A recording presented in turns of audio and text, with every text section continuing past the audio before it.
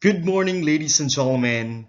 This time, let us move to another Filipino historian who made significant contributions to the Philippine history and historiography. Ladies and gents, Reynaldo Rey Clemenia Eleto. Reynaldo Rey Clemenia Eleto, born October 3, 1946 in Manila, Philippines, a Philippine historian known for his seminal work Passion and Revolution, Popular Movements in the Philippines 1840 to 1910, first published in 1979.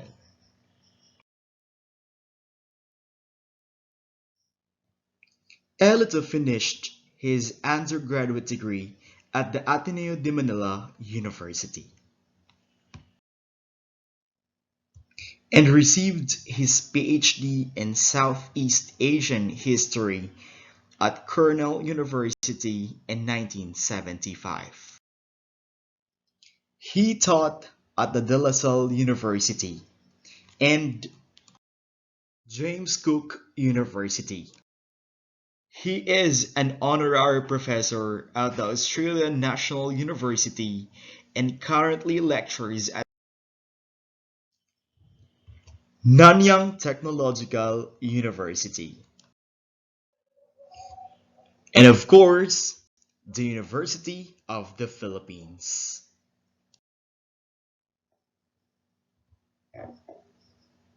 Ileto is a leading scholar of the Philippine Revolution, Southeast Asia's first anti-colonial and pro-independence conflict, and he is also known for his interdisciplinary approach combining history, literature, anthropology, cultural studies, and politics. Elito specializes in Asian history, religion and society, post-colonial studies, and the government and politics of Asia and the Pacific. In 2003, Elito received a Fukuoka Academic Prize for his scholarship. The Fukuoka Prize honors individuals or groups that have made outstanding achievements in the fields of Asian studies, Asian art, and Asian culture, and in the preservation and creation of the unique and diverse cultures of Asia. This time, let's have Elito's perspective of history. Reynaldo Rey Clemenia Elito is a Filipino historian and author who is known for his perspective on history as a form of cultural analysis and for his critiques of Eurocentric approaches to understanding Southeast Asian history. Elito's work emphasizes the importance of understanding the cultural context of historical events, particularly in relation to the social and political practices of non-Western societies. Elito's approach to history emphasizes the importance of understanding the cultural meanings that people attach to their experiences, and he argues that historians should be attentive to the ways in which cultural practices shape the ways in which people understand their own histories. In particular, he has been critical on the ways in which Western historians have tended to view Southeast Asian cultures as static and changing, and he has sought to challenge these assumptions by exploring the dynamic and fluid nature of cultural practices in the Elito has also been critical in the ways in which Eurocentric approaches to history have tended to ignore or downplay the agency of non-Western peoples, particularly in relation to colonialism. He has argued that colonialism was not simply a matter of Western powers exerting their control over non-Western societies, but that it also involved the active participation of local elites who were able to use colonialism to advance their own interests. Overall, Elito's perspective on history emphasizes the importance of understanding the cultural and social context of historical events and the need to challenge Eurocentric assumptions about the nature of non-Western societies and culture, the Asian, the Southeast Asian.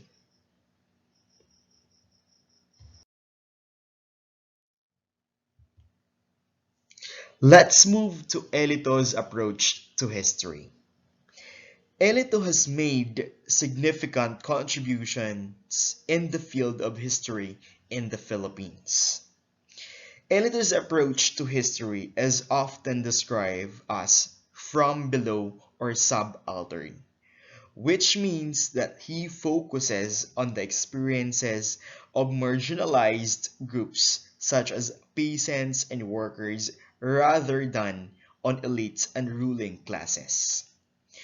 One of Elito's most influential works is the book Passion and Revolution: Popular Movements in the Philippines 1840 to 1910, which examines the role of the Passion.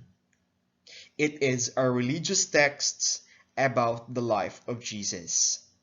In inspiring anti-colonial and anti-establishment movements in the Philippines during the 19th and 20th centuries. Elito argues that the Passion served as a means of communication and mobilization of the masses, and that the popular movements that emerged from this religious tradition played a crucial role in the struggle for the Philippine independence. Elito's approach to history has been praised for its emphasis on the agency of ordinary people and its ability to challenge the dominant narratives of history that often center on the actions of the ruling classes. By studying the experiences and perspectives of marginalized groups, Elito's work has helped to broaden our understanding of the past and shed light on the complex social and political dynamics that have shaped the Philippines and other countries around the world. Now let's have Elito's main features of his approach to writing history. Elito is known for his innovative approach to writing history, which emphasized the importance of studying the perspectives and experiences of ordinary people, especially peasants and workers, in shaping the course of historical events. Let's have first from below perspective. Elito's approach focuses on the experiences and perspectives of ordinary people rather than the elite of ruling classes. He believes that by the examining of everyday lives of peasants and workers, we can gain a deeper understanding of the social, cultural, and political forces that have shaped Philippine history. Second is cultural analysis. Elito emphasizes the importance of studying cultural practices and beliefs as a way of understanding how people make sense in their experiences and the world around them. He argues that cultural practices and beliefs can reveal hidden meanings and motivations that may not be apparent from a purely political or economic analysis. Third is nationalism and identity. Elito's work often explores the role of nationalism in shaping history and the construction of Filipino identity. He argues that nationalists' movements are often driven by a desire to reclaim or to rediscover a sense of cultural identity that has been suppressed or erased as a result of colonialism or other external forces. And last, we have post-colonial critic. Elito's work is deeply influenced by post-colonial theory, which critiques the legacy of colonialism and its impact on society and culture.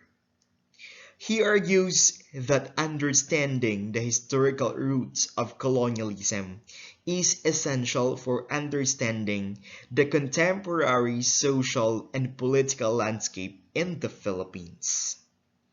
Overall, Elito's approach to writing history emphasizes the importance of examining the perspectives and experiences of ordinary people, understanding cultural practices and beliefs, and exploring the complex intersections between nationalism, identity, and colonialism.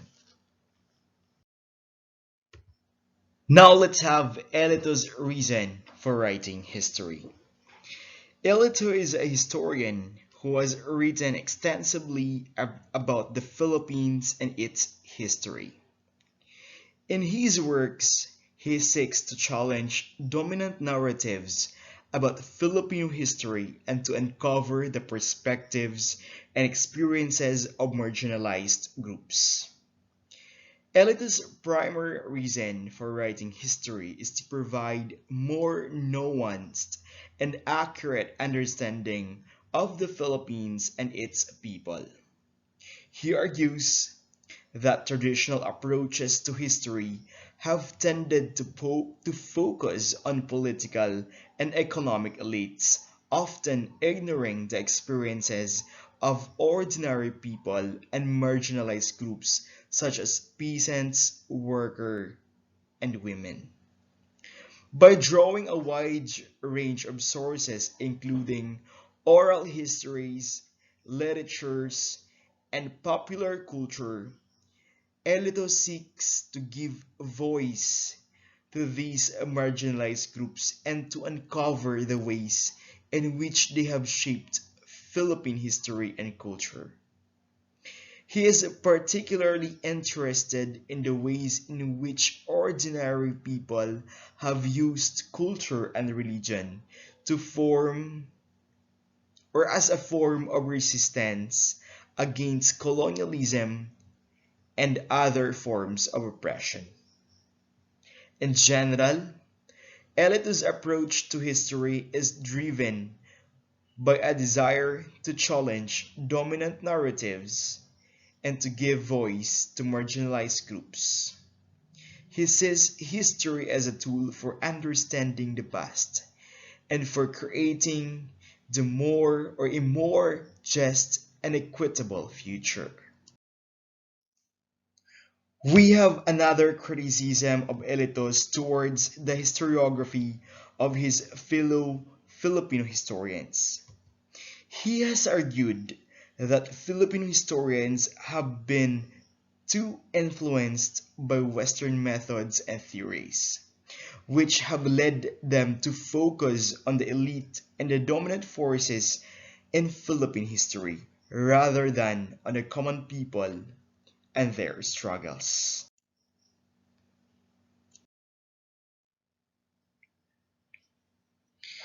Elito has criticized the Filipino historians for adopting top-down approach to history, which emphasizes the actions of political leaders, elites, and foreign powers, rather than a bottom-up approach that looks at the experiences and the perspectives of ordinary people or ordinary Filipinos. He argues that this approach has led Filipino historians to neglect the role of culture, religion, and popular movements in shaping Philippine history. He also criticized Filipino historians for their reliance on written sources, which tend to reflect the views of the elite and ignore the perspectives of the masses.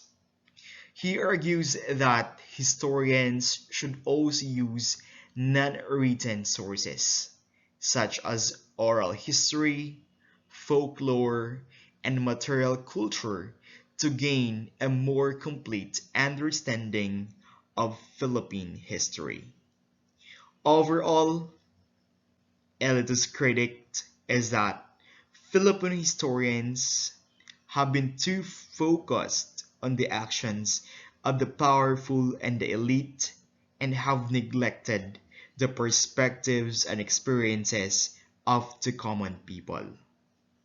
He argues that a more nuanced and holistic approach is needed to fully understand Philippine history. He also criticized Filipino historians for their Ladies reliance and on written gentlemen, sources, Professor which Reynaldo tend to Ileto. reflect Once rather again, the good morning, views of the everyone. elite and ignore the perspectives of the masses. He argues that historians should also use non-written sources, such as oral